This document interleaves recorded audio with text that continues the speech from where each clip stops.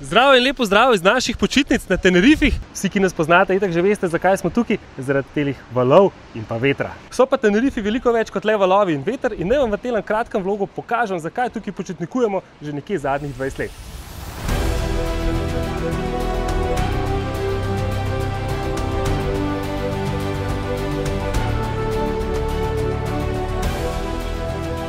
Ljudje Tenerife najpogosteje povezujejo z množičnim turizmom, gužvo in pa betonskim zgradbam, ampak zares so veliko več kot le to. In tako se vsako leto ponovno znajdemo tu. K naši odločitvi za Tenerife vsekakor v največji meri prispevajo močni vetrovi in valovi, ki zagotavljajo edinstvene pogoje za jadranje na deski, kajtanje ter pedlanje. Otroci super napredujejo v pedlanju in verjemite, vstati na deski je precej težje, kot se morda zdi na prvi pogled. Za vse ljubitelje vodnih športov so Tenerifi vsekakor raj na zemlji. Za tiste malo manj vetrovne dni pa otok ponuja nešteto možnosti za izlete in raziskovanje.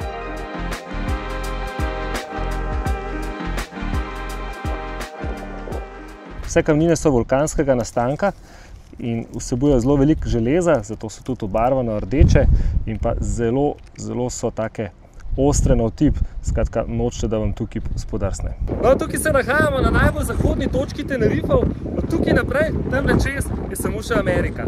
No, mogoče, če imate srečo, se vmes ustavite še na La Palmi, ampak je majčken otoček sred Atlantika, kar je kar težko zadeti.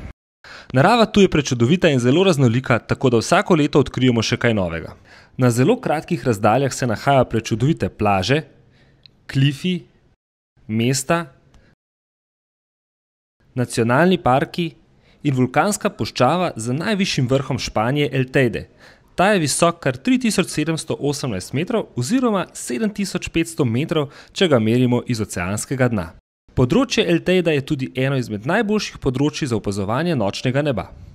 Po napornem dnevu pa se seveda prileže kaj dobrega pregrizniti, kar vsekakor ni težko, saj na ulicah idiličnih vasic in mest najdemo bogato kulinarično ponudbo, ki je praviloma okusna, cene pa so korektne.